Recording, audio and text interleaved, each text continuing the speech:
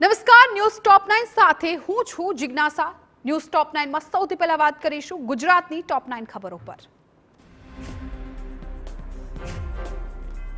નવા વર્ષે સરકારે બનાસકાંઠા જિલ્લાના વિભાજન કરીને વાવ થરાદને નવો જિલ્લો જાહેર કર્યો, જેમાં જિલ્લાનું મુખ્ય મથક થરાદ રહેશે। વાવ થરાદ જિલ્લામાં 7 તાલુકાનો સમાવેશ કરવામાં આવશે। થરાદ, વાવ, સુઈગામ, ભાભર, દિયોદર, કાંકરેજ અને લાખાણીનો સમાવેશ થશે, જ્યારે બનાસકાંઠામાં 7 તાલુકા રહેશે, જેમાં પાલનપુર, વડગામ, દાંતા, અમીરગઢ, દાંતીવાડા, ડીસાનો સમાવેશ। શક્યતાઓ છે કે થરાદ જિલ્લાનું નામ બદલીને થીરપુર જિલ્લો જાહેર કરવામાં આવે। તો નવા જિલ્લાની જાહેરાતની સાથે રાજનીતિ પણ ગરમાઈ છે। વાવના ધારાસભ્ય સ્વરૂપ ઠાકોરે સરકારના નિર્ણયને આવકારતા કહ્યું કે નવા જિલ્લાની રચના થતા સમય બચશે અને આર્થિક રીતે છેવાડાના લોકોને ફાયદો થશે। કોંગ્રેસ સાંસદ જ્ઞાનીબેન ઠાકોરે કહ્યું કે ચૂંટાયેલા પ્રતિનિધિ અને આગેવાનોને વિશ્વાસમાં લીધા વગર સરકારે નિર્ણય કર્યો તે અયોગ્ય કહેવાય। જો કે જ્ઞાનીબેને જિલ્લાના વિભાજનના નિર્ણયને આવકાર્યો।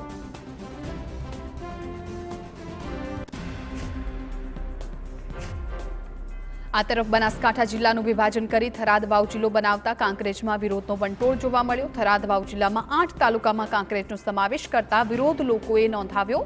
કાંકરેજના તાલુકા મથક શિહોરી ખાતે વેપારીઓ દુકાનો બંધ કરાવી ઉગ્ર વિરોધ કર્યો।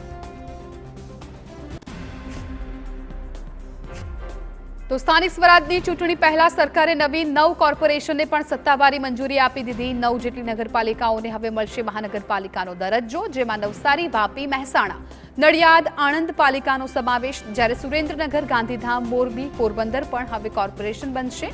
આમ રાજ્ય સરકાર 2025ના નવા વર્ષના પહેલા જ દિવસે મોટી જાહેરાત કરીને નવી ભેટ ધરી।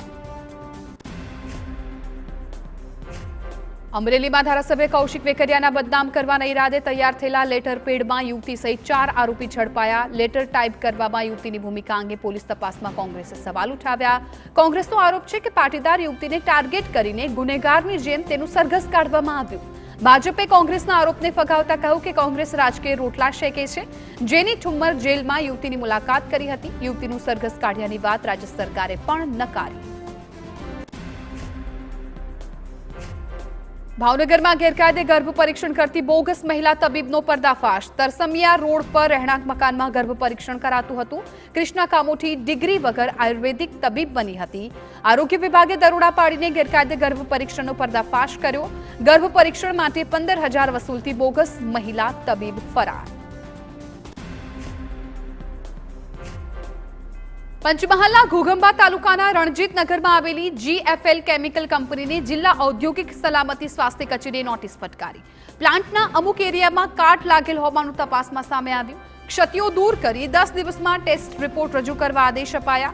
16 ડિસેમ્બર 2021માં GFL કેમિકલ કંપનીના પ્લાન્ટમાં બ્લાસ્ટ થતા 7 કામદારોના મોત થયા હતા।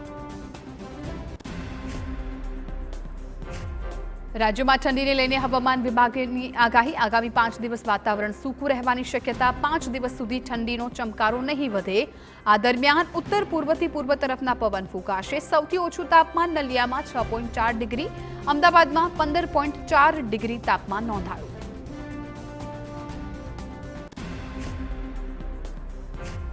નવા વર્ષે રાજ્યભરના મંદિરોમાં અને તીર્થધામોમાં માનો મહેરામણ ઉમટ્યું। સોમનાથ, દ્વારકા અને અંબાજી મંદિરમાં મોટી સંખ્યામાં શ્રદ્ધાળુઓ ઉમટી પડ્યા।